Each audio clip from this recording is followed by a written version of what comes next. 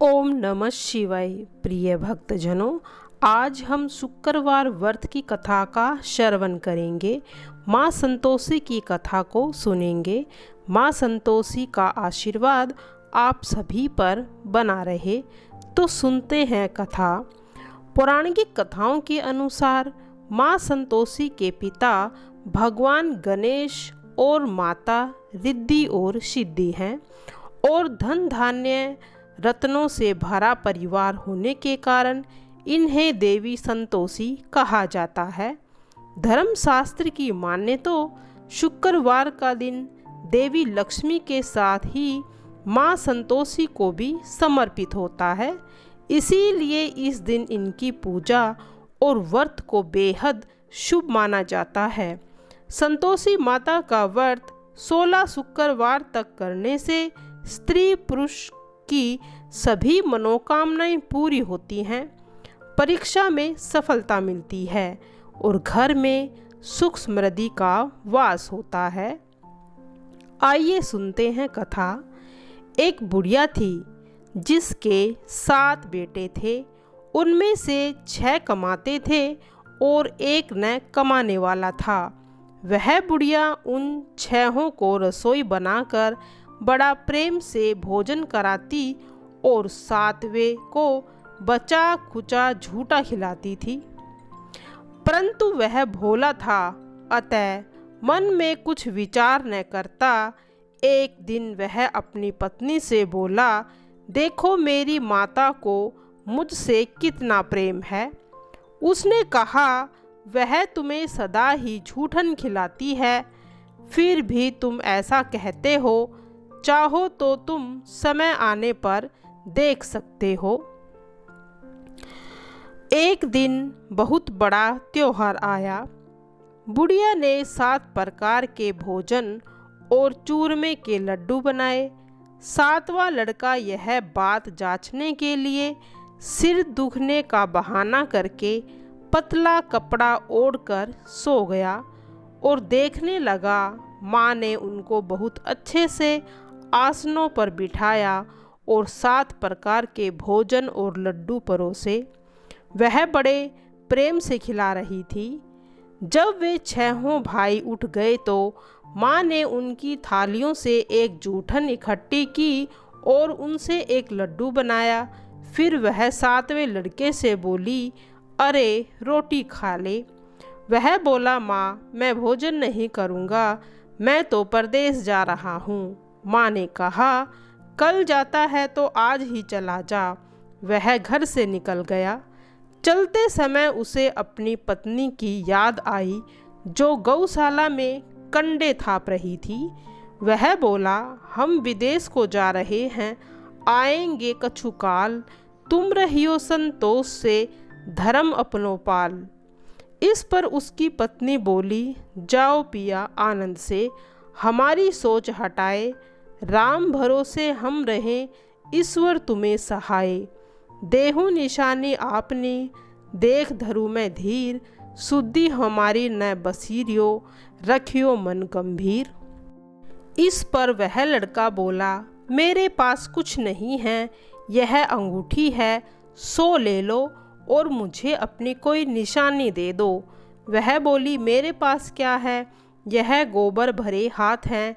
यह कहकर उसने उसकी पीठ पर गोबर से भरे हाथ की थाप मार दी। वह लड़का चल दिया। ऐसा कहते हैं, इसी कारण से विवाह में पति पत्नी की पीठ पर हाथ भरा थापा मारती है। चलते समय वह दूर देश में जा पहुंचा। वह एक व्यापारी की दुकान पर जाकर बोला, भाई मुझे नौकरी पर रख लो। व्यापारी को नौकर की ज़रूरत थी, अतः बोला, तनख्वाह काम देख कर देंगे, तुम रह जाओ। वह सवेरे 7 बजे से रात की 12 बजे तक नौकरी करने लगा। थोड़े ही दिनों में सारा लेन देन हिसाब किताब करने लगा। सेठ के 7-8 नौकर चक्कर खाकर गिरने लगे। सेठ ने उसे 2 महीने में आधे मुनाफे का हिस्सादार बना दिया। 12 वर्ष में वह नामी सेठ बन गया और उसका मालिक उसके भरोसे काम छोड़कर कहीं बाहर चला गया। उधर उसकी औरत को सास और जिठानियाँ अब बड़ा कष्ट देने लगी। वे उसे लकड़ी लेने जंगल में भेजती, भूसे की रोटी देती, फूटे नारियल में पानी देती। वह बड़े कष्ट से जीवन बिताती थी। एक दिन जब वह लकड़ी लेने जा रही थी तो रास्ते में उसने कई औरतों को व्रत करते देखा। वह पूछने लगी, बहनों, यह किसका व्रत है, कैसे करते हैं और इससे क्या फल मिलता है? तो एक स्त्री बोली, यह संतोषी माता का व्रत है। इसके करने से मनोवांछित फल मिलता है। इससे गरीबी, मन की चिंताएं, राजा के मुकदमे, कलह, रोग नष्ट होते हैं। संतान सुख, धन, प्रसन्नता, शांति और मन पसंद वर मिलता है। अगर पति बाहर गया हो तो उसे जल्द ही पति के दर्शन भी होते हैं। उसने उसे व्रत करने की विधि बता दी।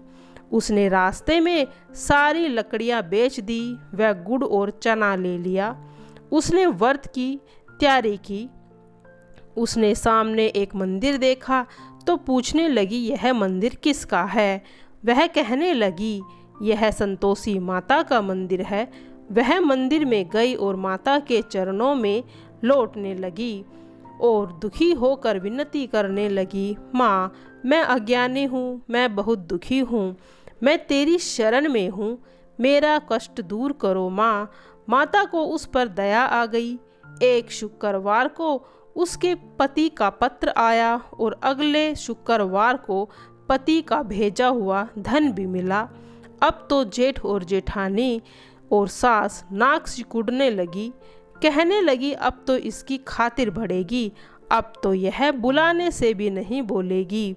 वह बोली, पत्र आवे धन आवे तो सभी के लिए अच्छा है। उसकी आंखों में आंसू आ गए। वह मंदिर में गई और माता के चरणों में लौटकर गिरकर रोने लगी। बोली, माँ, मैंने तुमसे पैसा कब मांगा था? मुझे तो अपना सुहाग चाहिए। मैं तो अपने स्वामी के दर्शन और सेवा करना चाहती हूँ। तब माता ने प्रसन्न होकर कहा, जा बेटी, तेरा पति अवश्य आएगा। वह बड़ी प्रसन्नता से घर गई और घर का कामकाज करने लगी। उधर संतोषी माँ ने उसके पति को स्वप्न में घर जाने और पत्नी की याद दिलाने की बात बताई। उसने कहा, माँ, मैं कैसे जाऊँ? परदेश की बात है, लेन देन का कोई हिसाब नहीं। माँ ने कहा, मेरी बात मान, सवेरे नहा धोकर मेरा नाम लेकर घी का दीपक जलाकर दंडवत कर दुकान पर जा बैठ। देखते ही देखते सारा लेन देन साफ हो जाएगा और धन का ढेर भी लग जाएगा। सवेरे उसने अपने स्वप्न की बात सभी से कही तो सब दिल लगी उड़ाने लगे। वे कहने लगी कि कोई सपने की बात भी सत्य होती है। पर उनमें से एक बूढ़े ने कहा, भाई, जैसे माता ने कहा वैसे करने में तेरा क्या जाता है। उसने नहा धोकर माता को दंडवत करके घी का दीपक जलाया और दुकान पर जा बैठा। थोड़ी ही देर में सारा लेन देन साफ हो गया, सारा माल बिक गया और धन का ढेर लग गया। वह प्रसन्न हुआ और घर के लिए गहने और सामान वगैरह खरीदने लगा। वह जल्द ही घर को रवाना हो गया। उधर बेचारी उसकी पत्नी रोज लकड़ियां लेने जाती और रोज संतोषी माता की सेवा करती। उसने माता से पूछा, हे माँ, यह कैसी धूल उड़ रही है? माता ने कहा, तेरा पति आ रहा है, तू लकड़ियों के 3 बोझ बना ले, एक नदी के तट पर, एक यहाँ रख, तीसरा अपने सिर पर रख ले। तेरे पति के दिल में उस लकड़ी के गट्ठे को देखकर मोह पैदा होगा। जब वह यहाँ रुकेगा, रुककर नाश्ता पानी करके घर जाएगा। अब तू लकड़ियाँ उठाकर घर जाना और चौक के बीच में गट्ठर डालकर जोर जोर से आवाज़ें लगाना, सासू जी, लो लकड़ियों का गट्ठा, भूसे की रोटी दो, नारियल के खोपड़े में पानी दो। आज मेहमान कौन आया है? इसने माँ के चरण छुए और उसके कहे के अनुसार सारा कार्य किया। वह लकड़ी के 3 गट्ठे घर ले गई, चौक में डालकर कहने लगी, सासू जी लकड़ियों का गट्ठा लो, भूसे की रोटी दो, नारियल के नरेठी में पानी दो, आज मेहमान कौन आया है। यह बात सुनकर सास आकर कपट भरे वचनों से बोली, अपने दिए हुए कष्टों को भुलाने के लिए कहती है, बेटी तेरा ही तो पति आया है। अपनी माँ के ऐसे वचन सुनकर उसका पति बाहर आ गया और अपनी पत्नी के हाथ में अंगूठी को देखकर व्याकुल हो उठा। उसने पूछा, यह कौन है? माँ ने कहा, यह तेरी बहू है, आज 12 बरस हो गए हैं। यह दिन भर घूमती रहती है, घर का कामकाज कुछ करती नहीं। तुझे देखकर अब नरेठी में पानी मांगती है और भूसे की रोटी मांग रही है। वह बोला, माँ मैंने तुम्हें भी देखा और इसे भी देखा, मुझे दूसरे घर की चाबी दे दो, मैं उसमें रहूँगा। माँ ने कहा, ठीक है, जैसी तेरी मर्जी। और उसने चाबियों का गुच्छा पटक दिया। उसने अपना सामान तीसरी मंजिल के ऊपर के कमरे में रख लिया। एक दिन में वे राजा के समान ठाठ बाट करने वाला बन गया। इतने में अगला शुक्रवार आया। बहू ने अपने पति से कहा, मुझे संतोषी माता के उद्यापन की तैयारी करनी है। वह बोला, बहुत अच्छी बात है, करो। जल्दी ही तैयारी करने लगी वह। उसने जेठ के लड़कों को जिमाने के लिए कहा, उन्होंने मना किया। पीछे से जिठानियों ने अपने बच्चों को सिखाया, तुम खटाई मांगना जिससे उसका उद्यापन पूरा न हो सके। लड़कों ने जीम कर फिर खटाई मांगी। बहू कहने लगी, भाई खटाई किसी को नहीं दी जाएगी, यह तो संतोषी माता का प्रसाद है। लड़के उठ खड़े हुए और बोले, पैसे लाओ। वह बोली इस विषय में कुछ नहीं जानती थी और गलती से उसने उन्हें पैसे दे दिए और उन पैसों का जाकर वे खटाई खाने लगे। इस पर संतोषी माँ ने उस पर कोप किया। राजा के दूत उसके पति को पकड़ कर ले गए। वह बेचारी बड़ी दुखी हुई और रोती हुई माता के मंदिर में गई और चरणों में गिरकर रोने लगी, हे माँ यह तूने क्या किया? अब हंसाकर क्यों रोने लगी? माता बोली, पुत्री मुझे दुख है कि तुमने अभिमान करके मेरा व्रत तोड़ा है, इतनी जल्दी सब बातें भुला दी। वह कहने लगी, माता मेरा इसमें कोई अपराध नहीं है, मुझे तो उन लड़कों ने भूल में डाल दिया, मैंने भूल से उन्हें पैसे दे दिए। माँ बोली, मुझे क्षमा करो, मैं तुम्हारा फिर से उद्यापन करूँगी। माता बोली, जा तेरा पति रास्ते में ही आता हुआ मिलेगा। उसे रास्ते में ही अपना पति आता हुआ मिला। उसने पूछा, कहाँ गए थे? वह बोला, राजा ने बुलाया था, मैं उससे मिलने गया था। फिर वे घर चल दिए। कुछ ही दिन बाद फिर शुक्रवार आया। वह दोबारा पति की आज्ञा से उद्यापन करने लगी। उसने फिर जेठ के लड़कों को बुलाया। जेठानियों ने फिर वही बात सिखा दी। लड़के भोजन की बात पर खटाई मांगने लगे। उसने कहा, खटाई तो किसी को नहीं दी जाएगी, आना है तो आओ। यह कहकर वह ब्राह्मणों को लड़के को बुलाकर भोजन कराने लगी। यथाशक्ति उसने उन्हें दक्षिणा दी। संतोषी माता उस पर प्रसन्न हुई और माँ की कृपा से 9वें मास में उसके एक चंद्रमा के समान सुंदर पुत्र हुआ। अपने पुत्र को ले जाकर वह रोज मंदिर में ले जाने लगी।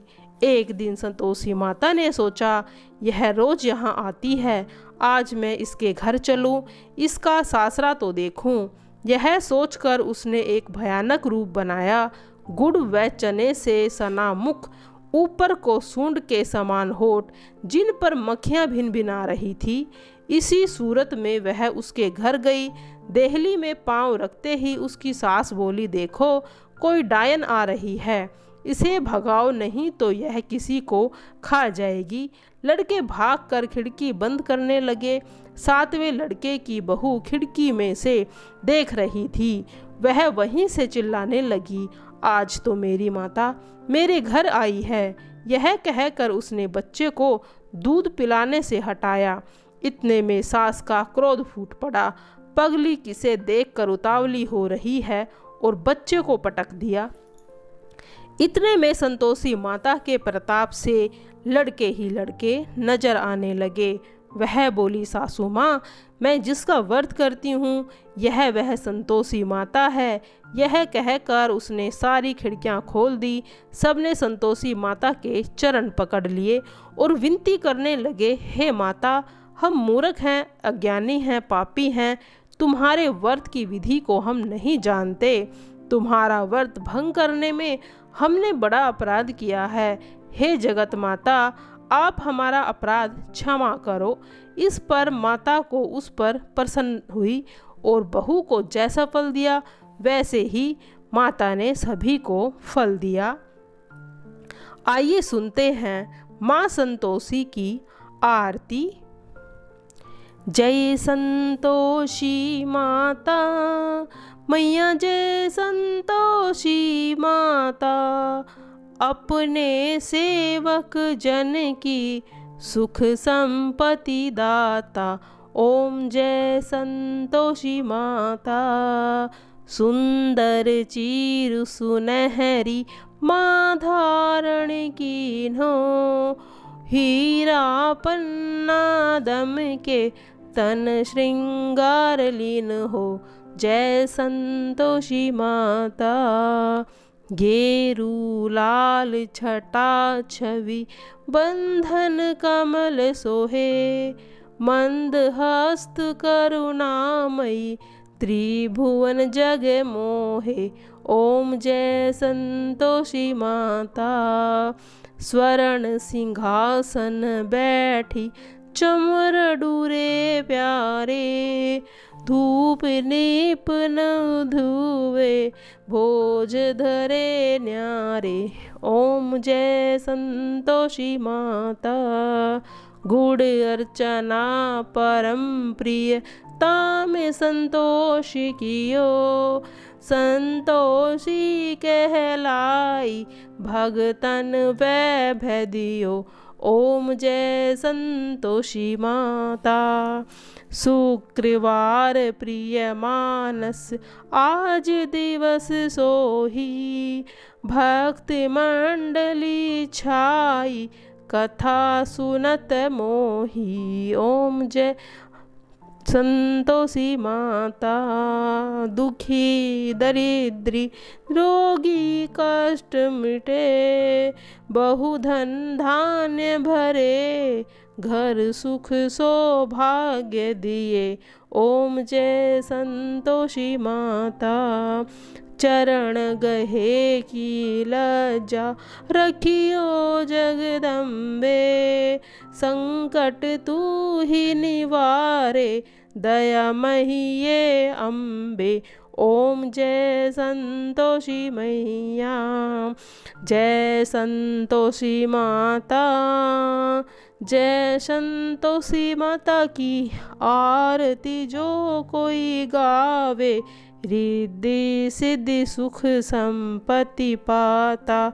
जय संतोषी माता, जय संतोषी माँ, तेरी सदा ही जय हो। प्रिय भक्तजनों, यदि आपको यह हमारी वीडियो अच्छी लगी हो तो प्लीज़ चैनल को सब्सक्राइब और वीडियो को लाइक ज़रूर कीजिएगा।